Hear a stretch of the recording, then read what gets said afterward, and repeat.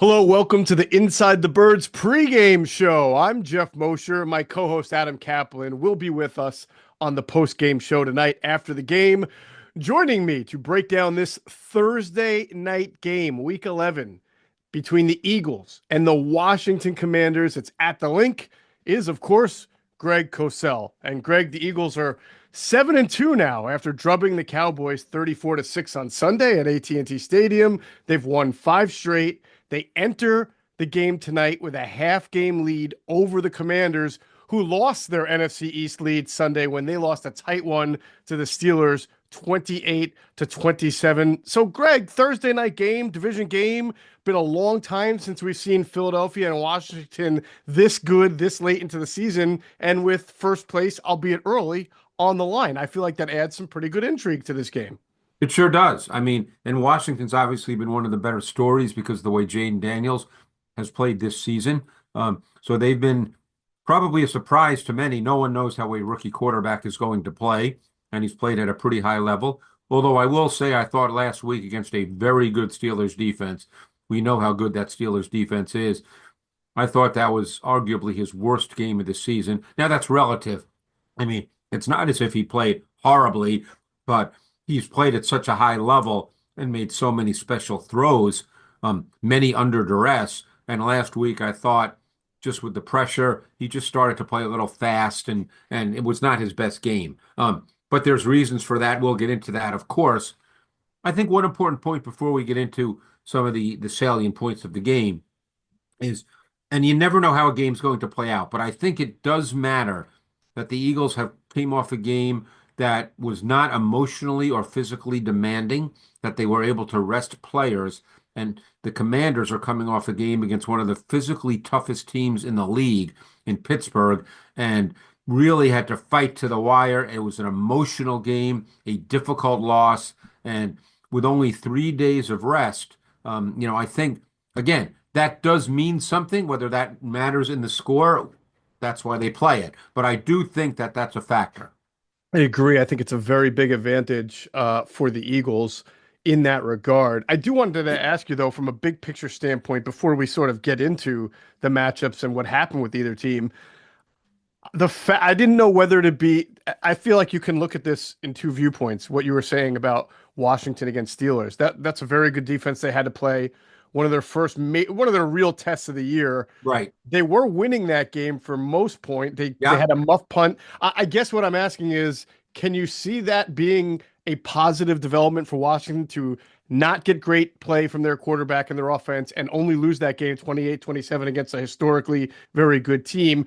I wonder if Dan Quinn takes that message, hey, we should have won that game and Of we course. didn't even play our best. Well, I think what it states is that they're a really good football team because Hmm. even though they lost the game, a game that I'm sure everybody, every player, every person in that building believes they should have won, they still know that they can compete with the really top level teams in the league. And I think that's what you take away from it, that, hey, it's a loss. Yes, no one wants to lose, obviously, but we can compete. We were ahead. We can compete. We're not, don't sell us short in any game because, we can do this. And they've got some weaknesses in some areas that they sort of have to compensate for on a week to week basis that they've been able to do. Right. Yeah, we'll get into that, especially on the offensive line. The last big picture question I had to ask you, or at least I wanted to get your opinion on, is that many people, even before the season started, but Yeah. especially after the hot start by Washington, have sort of equated what Washington is doing this year with what the Houston Texans were able to do last year, which is surprise everybody because you get a Right. really successful rookie quarterback season.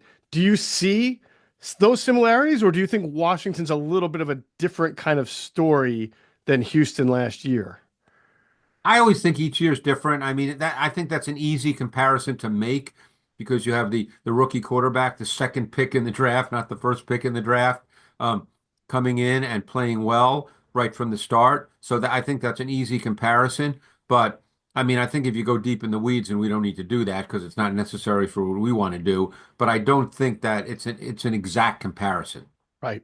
Got it. One of the things I think is really fascinating about this matchup, And it's almost the opposite of what we said about the season opener against Green Bay, whereas Green Bay and Philadelphia sort of took similar approaches in the offseason. Let's get a high paid running back, let's get a high paid safety, and really try to make a push here. Washington had a lot of money, Greg, and they obviously drafted the quarterback very high and had expectations for him. But of a lot of their free agent signings and a lot of the ways they went to fix their roster, which has been bad for so long, was moderate free agents, guys like Tyler Biadasz, guys like Zach Ertz, guys like Bobby Wagner. Frank Right. Lee was a good player. I don't know if you would put him in that group, but that's a linebacker as opposed to a explosive wide receiver. Sure. They went and brought in veteran Austin Eckler, and I don't know if that's something you can tell on tape, but I feel like when I watch them play, they're calm. They play like a veteran team, even though technically they're a young coming together team, but they just happen to have some pretty good leadership there. Well, and I think that's a function of coaching too. Dan Quinn's been doing this a long time. He knows the ins and outs of the NFL. He knows that it's a long season. So they obviously felt that this was the best way to go. So far, it's played out. I mean, obviously, Daniels has been a huge factor, and it's easy to say now, boy, they made the right choice, but no one knows that for sure when you draft a quarterback. I mean, Right. look what's happening in Chicago. No one knows that for sure. But yeah, you're right. Someone like Cleveland Farrell, really solid player, not going to get 15 sacks, but he's one of those guys that just really helps your D line. I Right. mean, we'll go into more detail about their D line, but last week they played 9 players on their D line, 15 or more snaps. That's Right. a lot of play, and they all contribute in a meaningful way. Sure, sure. Yeah. And then, of course, it's just striking because this is the franchise that under Daniel Snyder was known for the big, shiny toy that wasn't going to work. All the money, whether it's an Albert Hainsworth or an Adam Archuleta, or, there are probably three or four other guys I can't think of right now that just got big deals and didn't work out. This process is completely different. You can tell this is a And different franchise. look, every team, even the teams that we think are bad, they Hmm. think they're going to win every game. That's the way, coaches are. That's what they try to breed into their players. But they likely, I would think, if you got Adam Peters, their GM, with truth serum, he'd probably tell you that they're a little bit ahead of schedule. They Sure. they they didn't know exactly what Daniels would be. They're thrilled. Obviously, they thought he'd be good, or they wouldn't have drafted him. But I think that's one reason they didn't go for the big kill in free agency. I think they're viewing this as a process more than a quick fix. If Right. it turned out to be a quick fix, that's wonderful, but I don't think that was their plan. 100% agree. Let's get some good quality leadership and players in here, try to compete, and then take the step. And again, they're ahead of schedule. So they did make a deal at the deadline to try to help them. And we'll talk about that in the injury part. So Right. let's start with the Eagles injuries because it's a non-entity. It's a non-discussion right now Which as is really everybody is good, good to really go. good when you're going into week 11. Yes, it speaks to. Listen, here's what I think it speaks to, and maybe some people in the building would disagree, but they always felt for the longest time, at least for the last 3 or 4 years, that their modified, scaled down training camp with fewer hours and less contact was the golden goose to why they were staying healthy. And they sort of kept going and pushing it every year. And then at the end of last year, they decided they needed to have like real training camp again. And yes, they've had injuries this year, like every team does, like even they've had. But to be this far into the season and have a fully healthy 53 just speaks to the fact that you can still have a training camp. You don't have to have a bloodbath like Andy Reid, but you can have a real Right. training camp and still keep guys healthy. I'm sure there's multiple ways to do it. I'm sure there's teams that do it like the Eagles and get injuries. There's teams like do it like Andy Reid and get no injury. I mean, that you could. I don't follow that stuff maybe the way you do, Hmm. but I'm sure there's not one way to do that. Exactly. Yeah. All right, good stuff. If Jordan Mailata is to play tonight, and Adam Kaplan brings up a good point that Nico Collins was activated to the 53 for Houston's last game, but he didn't play coming off Right. his hamstring. If Mailata is to play tonight, and he is now active on the 53, uh, what does that do for the Eagles offense that was different with Fred Johnson? Because for the most part, Fred Johnson played well in his place. He did. But I think one thing that did stand out, which I assume will not be the case, um, is they did help Fred Johnson numerous times. And you don't really want to do that, particularly in pure pass situations. You'd like to get 5 out. Your 5 eligibles into routes as primary route runners, so you have better numbers against the defense. Whereas with Johnson, even though there were certainly snaps in which they let him block one-on-one against good pass rushers, there were also many times in pure pass situations where they did help him either formationally, putting a tight end or a back right to his side, or Mhm. they used a chip or even a straight double team. So that changes and limits your options in the pass game. So ideally with Mailata, you're in a situation where you don't have to do that. And therefore, you can get five out and be more effective in your use of your eligible weapons in your pass game. All right, very good. The news for Washington looked pretty bleak coming out of the Steelers game and going into the Steelers game because they were all banged up on the offensive line, and certainly that played a role in some of their offensive struggles against Pittsburgh. It looks a little better as far as the I guess the overall outlook. Only two guys are out. One of them is Marshawn Lattimore, the Yeah, cornerback that they traded for from the Saints. He's still dealing with the hamstring injury. And the other is their kicker, Austin Seibert, who had also missed the Steelers game with a hip injury. And I believe Zane Gonzalez is taking the place of right. Austin Seibert. And so that's really those are the guys that are out for Washington. But one of them, Marshawn Lattimore, never has played for them yet to begin with. So it's not like that's a quote unquote loss. It's just not yet a gain. And I'll ask you this from the offensive line standpoint, because they had a couple of guys out against the Steelers and they had to shuffle it. In an ideal world, what does the Washington offensive line look like?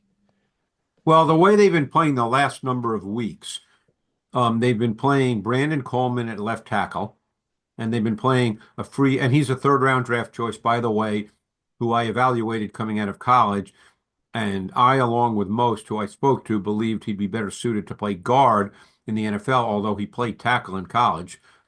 He's their left tackle. And Trent Scott has been playing in place of Andrew Wiley.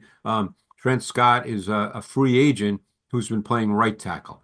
So then you have Nick Allegretti at left guard, Tyler Biadasz at center, and Sam Cosmi at right guard. That's their O line. hmm Okay, so for ideally for them, they would love to be able to have Wiley play right tackle and Coleman left tackle tonight if everybody can play. Correct. Correct. All That right. would be the ideal. When they've had that, Greg, how would you describe that offensive line? Probably not great, but compared to what their last offensive lines have been throughout the years, I'm guessing more functional. But if yes, good word, functional enough to for them to run their offense the way they'd like to run it. I mean, hmm yeah, it's not been a true weakness. I think there are some areas you can exploit that the Eagles will look to exploit, but I don't think it's been a weakness.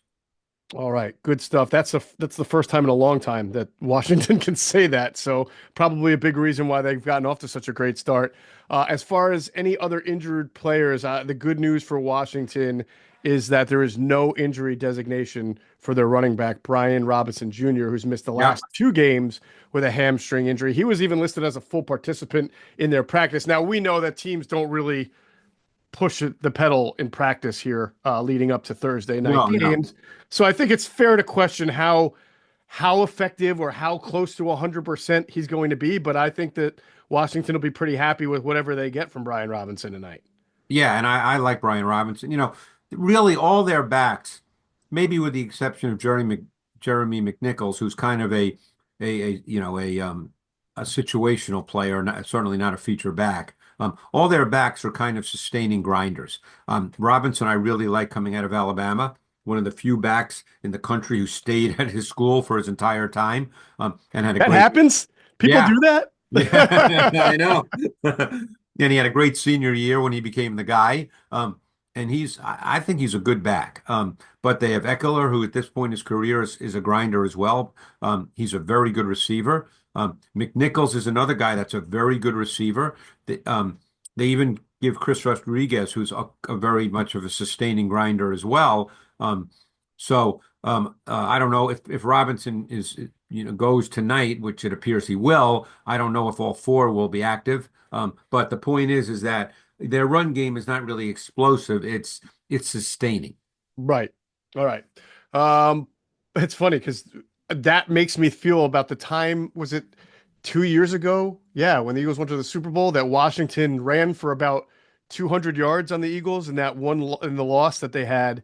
And I don't think they even averaged over 3.4 yards per carry that night. They just kept running the ball Right. for a little bit of increments and a little bit of increments and doing exactly what they needed to run the ball. So that you just saying that kind of reminded me of that game. It feels like a vintage Washington run offense when you say that.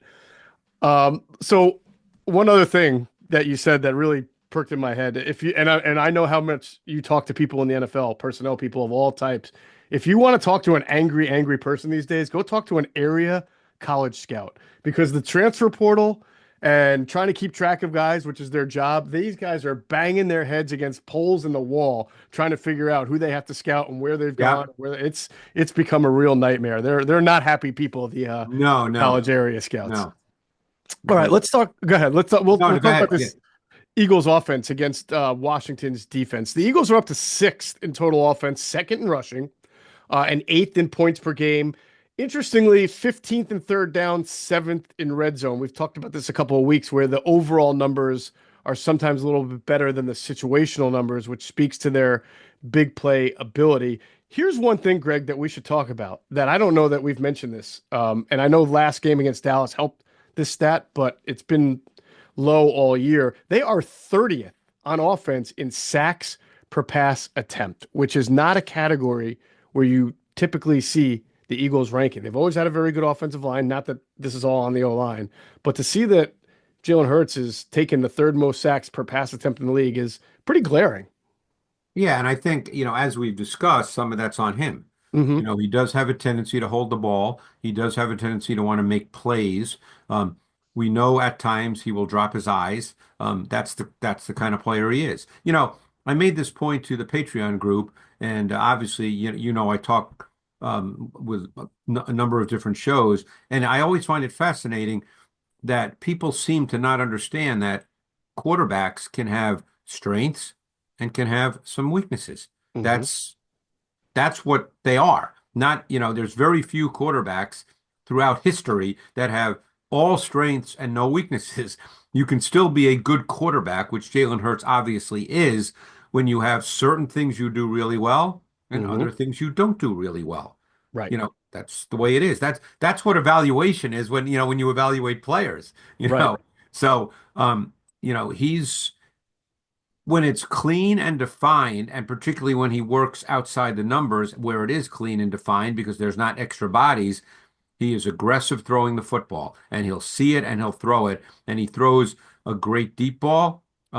We saw him hit A.J. Brown last week, just one example, 44 yards later in the game. We saw the phenomenal back shoulder throw to Jahan Dotson. Hmm. Um, he does that really, really well. And one thing about Jalen Hurts is you can't discount the dimension of his legs, both by design, and I'm not talking tush push. I'm talking called running plays. Those Hmm. are situational, obviously, but called running plays, and you can't discount his ability to scramble. Was it at the end of the first half when they went down and scored a touchdown that he had a 24-yard scramble? Yes. Yeah, so I mean, you can't discount those plays. Those are a meaningful, significant part of his game that defenses have to factor in to their game planning. That's the reality. Now, is he the best progression reader in the business? No, that is not what he is. Is he a terrific anticipation thrower, window thrower? That's not what he is. Hmm. But he does other things extremely well. And that's this at this point in his career, he's not likely to change. No, probably not. And they've given him a really good environment and the type of weapons that he specifically can function Well, well that's with. the And AJ Brown and Devontae Smith are guys who can win well outside the and numbers. And some really good receivers aren't good at that. So Right, it's a good right. marriage And there. that brings us to the matchup because without Lattimore, they obviously made the trade for Lattimore because they felt they needed to be better on the outside. Because what they've been doing without, obviously they haven't had Lattimore. So like you said, it's not as if they're missing him. They've not never had him, Hmm. but they have been playing the rookie from Michigan, who I know you know well. Mike Sanders still. Singer still as their outside corner. Now, Hmm. he played both inside and outside in Michigan, and this kid's a good football player. But to me, he's better suited to play inside, which they obviously believe, or they wouldn't have traded for Marshawn Lattimore. So they're telling you what they think of Sainer still. They really don't want him to play on the outside. And Hmm. now, because he has to play on the outside, their slot corner is Naheni. I think that's, yeah. I remember when he came out of college, I believe it was Auburn, maybe. Yeah. Yeah. I We were all remember shocked he got picked in the first round. yeah, I remember Also, liking him, and he's moved around a bit. He's just never been able to find a home, but he is now their slot corner. So, and St. Juste is a nice solid corner on the other side. Good size, good length, good football player. right. But, this game does shape up, and again, now it's somewhat about protection, given that they've given up, too much pressure. I think they can attack on the perimeter in this game. I really do.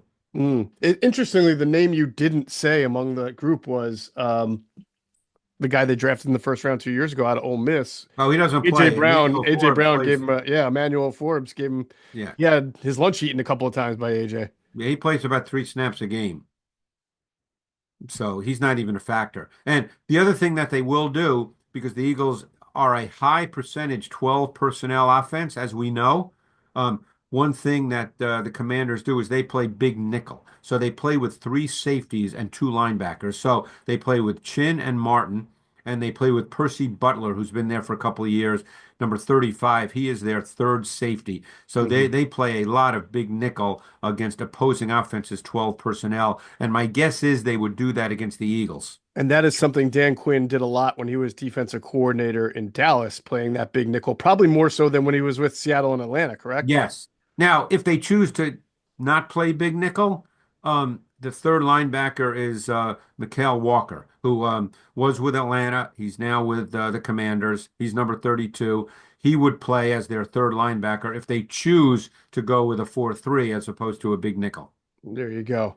Um, I look forward to the Eagles trading a third round pick for Emmanuel Forbes next year when they need a third cornerback depth. Boom. All right. Right. But now again, I don't know what you're going to ask me, but we Uh, definitely need to talk about their D line because yeah, that's what I yeah, wanted go to ahead. get to with the Here, sacks, right? you jump in, you So jump this in. this is Yeah. this is an offense for the Eagles now, which is again ranks third in sacks per pass attempt, which means that's how many they're taking, Right, versus a Washington defense that somehow gets rid of both of its pass rushers last year at the deadline, right. Montez Sweat and Chase Young, and then they come back. They don't really draft an edge rusher. They bring in Dante Fowler, but they have a good D line. And Greg, they are.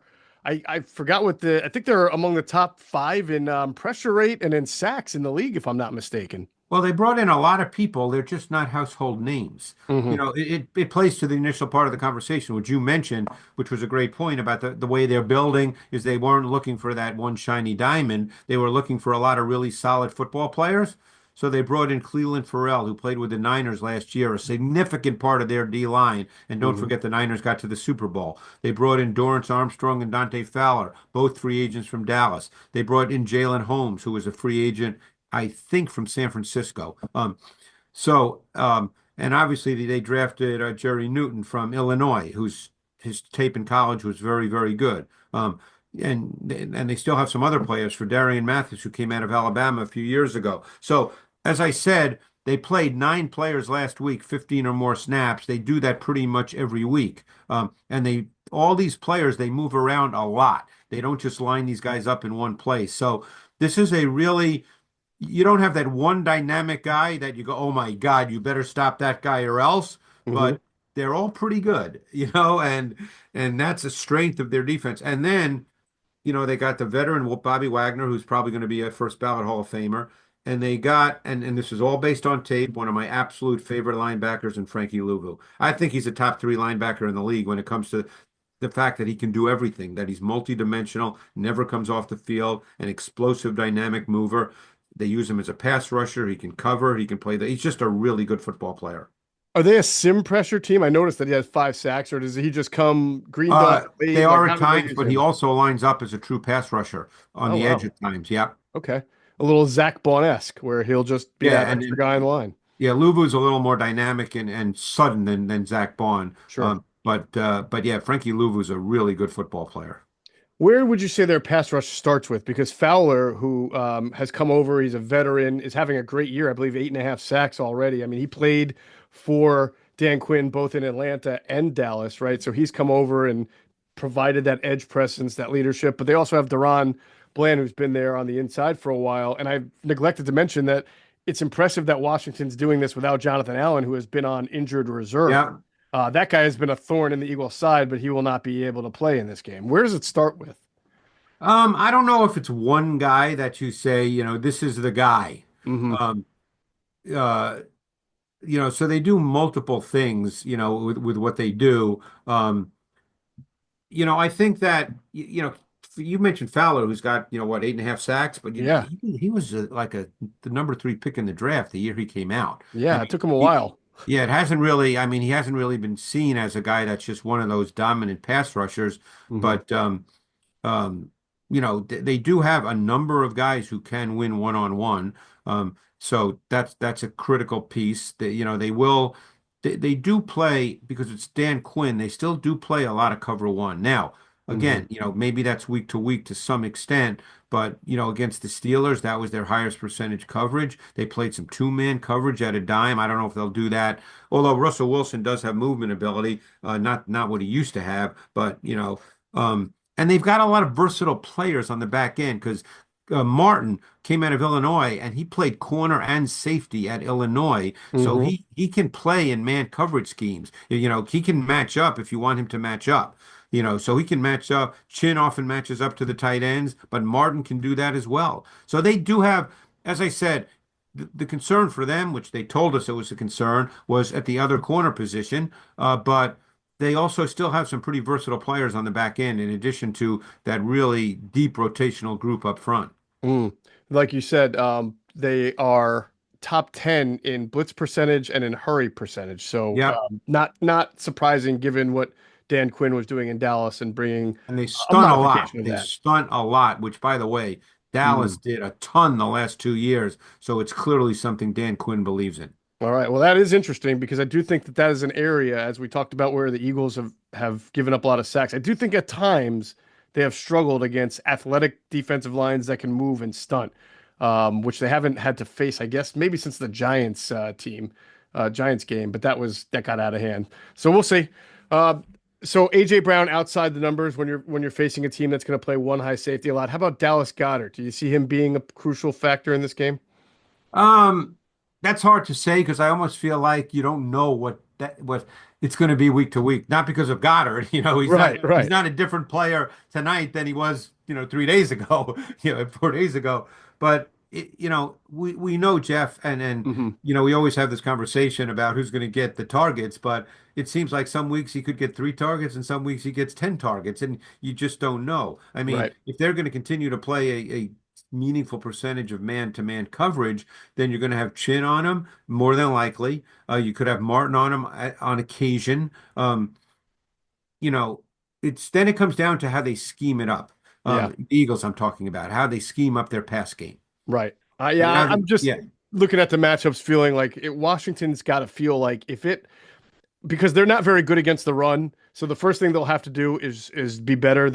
They're fourth worst team against the run, and we know that the Eagles have been a run heavy team outside of that Dallas game during their 5 game win streak. So a number one job for Washington is try to do better against the run, and then I have a feeling they're going to feel like they can create some pressure up front with yeah. 4 and maybe 5 man rushes. I don't think you're going to see anything crazy there, but that's going to No. be the key for them. And the Yeah. key for the Eagles is just to be able to block that up and for Jalen to see those outside the numbers throws.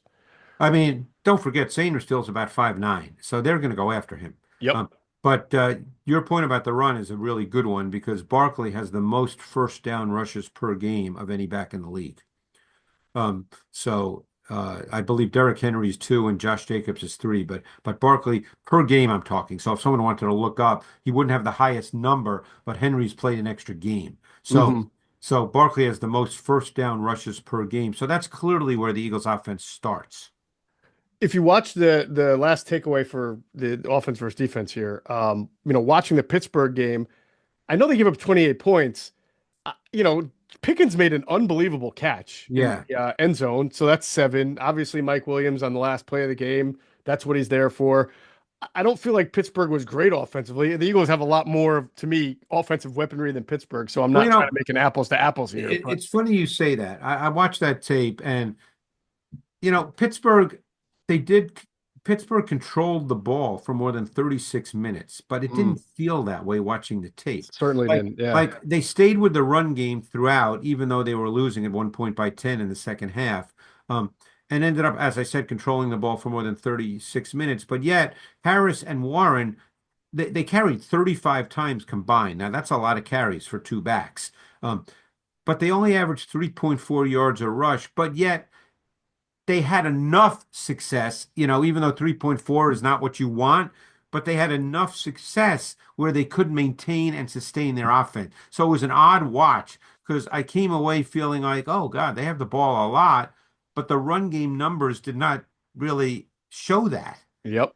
But Yep. Kind of like that obviously, Washington game against the Eagles a couple of years ago. yeah, They did, yeah, you bunch know, of 3 and 4 yard runs all day long. yeah, so I mean, we know the Eagles, yeah. Although I'll tell you what, this past week against Dallas, and maybe because it was the opponent, but Jalen had 28 dropbacks through three quarters, and Barkley had nowhere near what Barkley had 14 rushes. Right. It was a totally different game So it plan. was They a were trying to go totally for the kill pretty early. right. So it may be opponent specific. They may come out and feel like, hey, let's go three wide and let's go after Sanders still. Let's go after Igbenegany, and you don't. That's the thing you don't know. I would be I'd be surprised. It's not, I can't rule it out. I would be shocked. Just knowing what we know about the Eagles and how they've won lately outside that Dallas game and what Washington does well.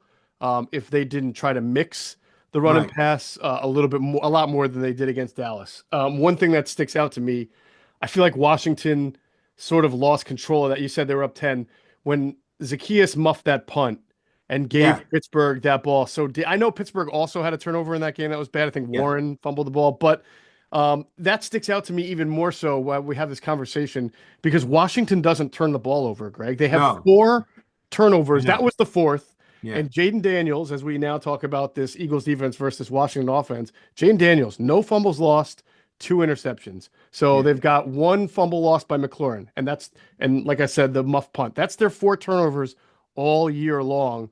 This is a team that has not made a lot of mistakes and not shot itself in the foot a whole lot. No, and that allows you, to stay in games, and what it also allows you, by the way, is even if you're not moving the ball and you have to punt, it does allow you to make the opposing offense have longer fields, and Yes. so that's not thought of a lot, but those are significant yards that they have to go that you don't have to defend short fields. That changes games. Right. So. So even though Jaden Daniels only has 9 touchdown passes, he's only thrown 2 interceptions. As you mentioned, they only have 4 total turnovers. So that allows them to stay in games. Yep. And of course, when you use this phrase, and I think it's great. When you don't turn the ball over and you have a good functional offense, you can control pace and Correct. tempo, which is exactly what the Eagles have been doing for most of the last 5 games when they're not turning the ball over, minus the Dallas debacle in the first half there. But that's what they've done well. And this could be one of those games if both teams are really on, where I know a lot of people think this might be a high scoring game, but I could see it sort of in the middle because both teams are pretty good at controlling possession. The Commanders are fourth in total offense, third in scoring offense, and they are the fifth best team on third down. So that shows you their ability to sustain drives. Yeah. Yeah. They're over 44% on third down, which is obviously very, very good.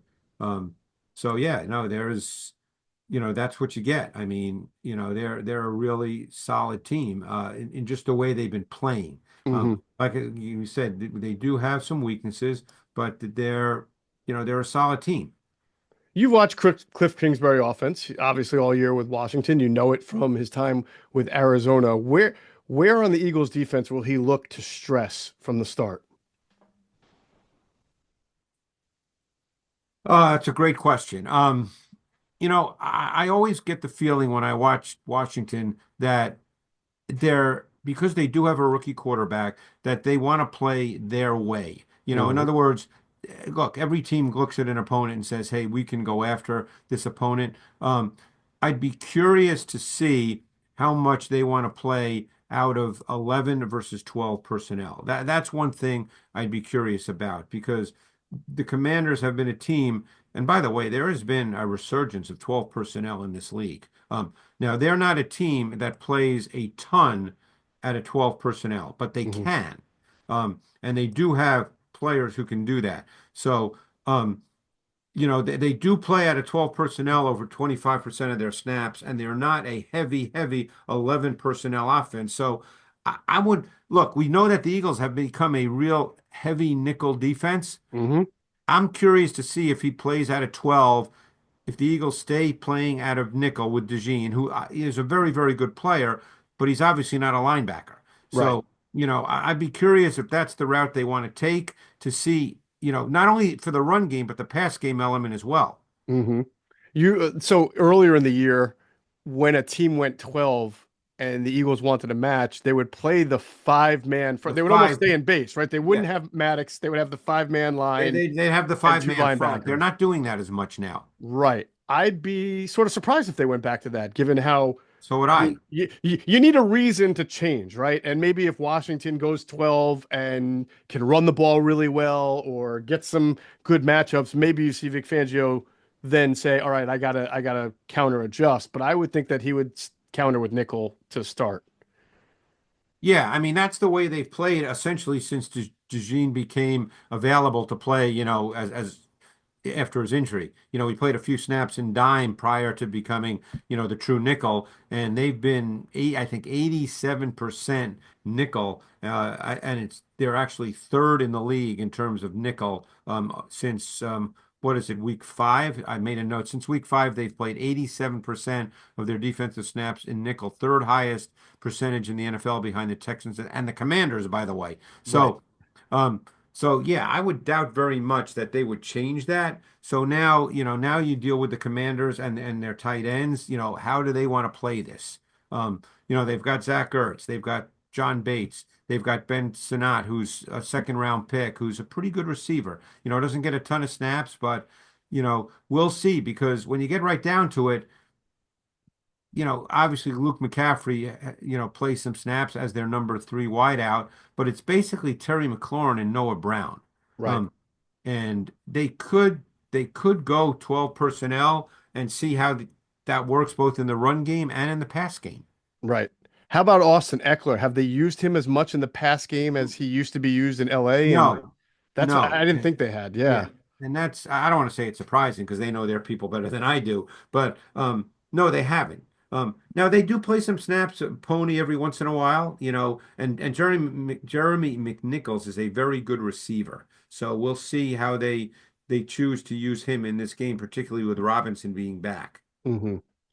So I can't imagine this will be the game where Vic's going to start blitzing like crazy. I think that he's going to try to continue with what he's done, throw some sim pressures, try to be strong, good tackling, try to get the team behind the sticks, Washington, if he can. So this will be a game, Greg, that I would imagine, especially given the state of Washington's offensive line, even if some of these guys play, they'll be banged up or nursing something that you're really hoping your front four rush is going to come through for you. Yeah, well, one of the things that the Steelers did a ton of, and it probably factored into Daniels being a little hesitant and not quite as clean in the way in which he played, was they did a great job, and it was clearly part of their game plan all game. A lot of disguised late coverage rotation.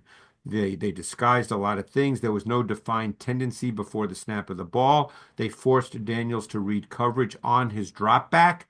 And that always for a young quarterback, not always, but for a young quarterback that can create just that beat of hesitancy and uncertainty. So, I would bet that the Eagles, they've been playing a lot of cover one. It would not surprise me. And again, we're just talking now, neither one of us are Vic Fangio. He's smarter than both of us combined, believe me. But it would not surprise me if in this game you saw more of the quarter's initial look. Mhm. Okay, because you can go to anything from that look. It Right. would not surprise me to see that just so Daniels, doesn't get a clear, defined picture before the snap of the ball. Yeah, I was actually on that wavelength. I was wondering if, in general, you just might see more two high looks, maybe some two man, which he did a couple of weeks ago. I think was it the Bengals? Maybe I forget who. No, that wasn't the Bengals. I forget. There was one game where he played more two man than I think Yeah, I can't he had remember played which game, previously. It but might have been the Bengals. Yeah. So obviously to keep Terry McLaurin in front, I mean, that's really the explosive guy you would have to worry about. Where does Terry, does he always line up in one spot or does No, he move no, no, around? no, no, He no. used to only line up in one spot. They've moved him around more, Well, I think. it's a different coordinator. So yeah, Yeah. Yeah. yeah. No, they don't line up like that, where he just lines up in one spot. Uh, Okay. but and obviously he can run. I mean, and he's really good run after catch. I mean, he's made big plays against the Eagles for years. People know all about him in Philadelphia. Um, but I mean, even last week on that 54-yarder on the first play of the third quarter, that was just a basic slant flat. He caught a slant from a reduced split, which made it just one of those wrinkles that makes it a little different for the defense. Hmm. And of course, it was an easy read and throw for Daniels. Had the look of an RPO concept. Those are always. It's funny. Everybody just assumes when it's a fake handoff in the gun that it's an RPO. Sometimes it is, sometimes it isn't. But and it may have been.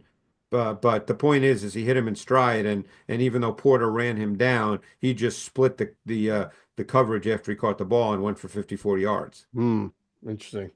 Yeah, it's an interesting passing attack. I mean, if you look at the stats, McLaurin's obviously the leader, and then after that, everybody, I feel like Daniels does a nice job of distributing the ball. You get passes to Noah Brown, you Yep. get passes to the tight end. Ertz has got some. There's another receiver here I'm forgetting. Diami Brown.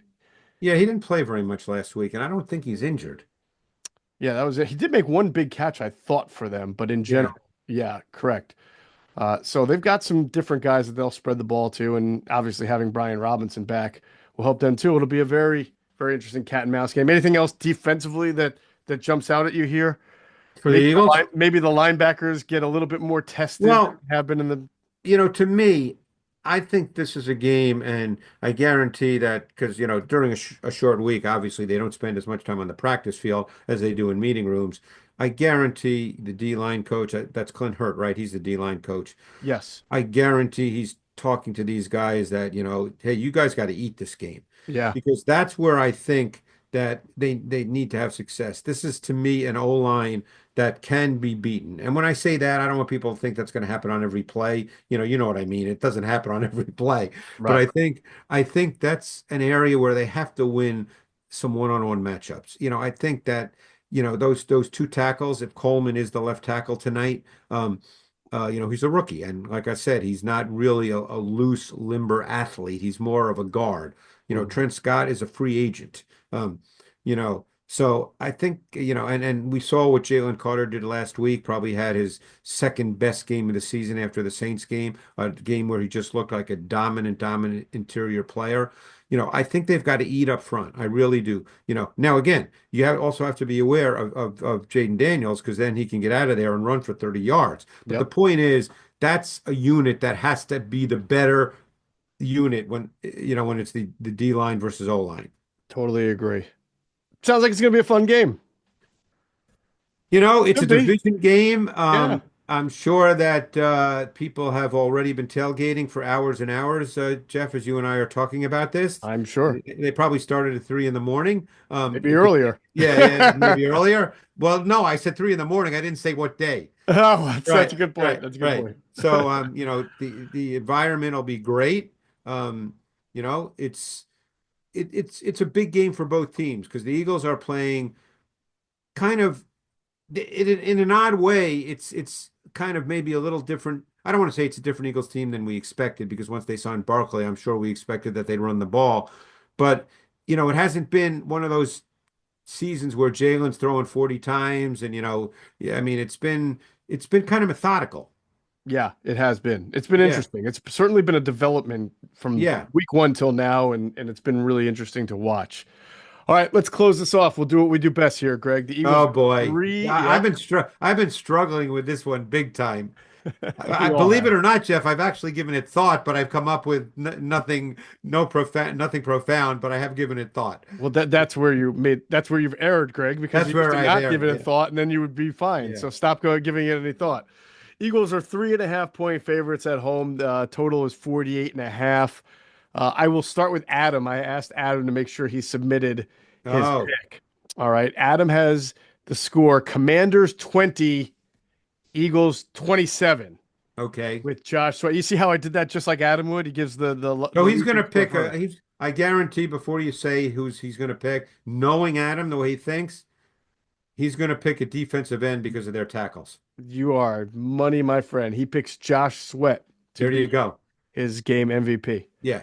And what say you, Greg Cosell? You know, I think the easy pick, I think St. Juste is going to match up to A.J. Brown. Now, that doesn't mean Brown's going to be shut down, but I think they have to do that. And they've used St. Juste in that way, at times. Like a Um, trail corner? Like he'll go with yeah, he's shadow normally the corner? boundary corner, but Okay. there have been times where he's matched up. Hmm. And again, when I say that, I don't mean that's going to be 100%, but I think he will match up to A.J. Brown. And we often know that when Devonta Smith comes off a game where he doesn't have a lot of targets, and I just feel like whether he's outside versus Sainer still or in the slot versus Igben and Hagany, I'm going to go Devonta Smith. All right. And what's the score?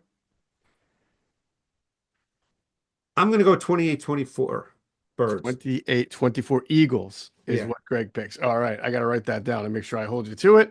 And then I am getting suckered in, Greg, by just one stat, and that's the Washington having the fourth worst rush defense.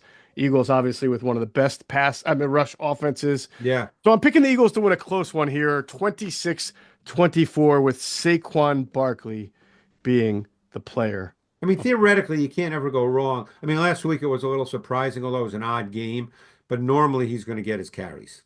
Normally he And would. by the way, if the game was a little closer, he may have ended up with 23 carries because it would have been a fourth quarter of him getting the ball, but he Yep. didn't have to play in the fourth quarter. Yep. Either way, I'm looking I mean, forward to Shipley the got game. 9 carries. They would have been Barkley's if the game was closer. That's right. That's right. Shipley still waiting for that first touchdown, though. Yeah, yeah, yeah. All right, that's going to do it for the pregame show here. And remember, Inside the Birds postgame live, myself and Adam will be coming up shortly after the conclusion of tonight's game. And then we get to wait an extra amount of time before we do it again. So for Greg Cosell, I'm Geoff Mosher. Thanks for watching Inside the Birds pregame.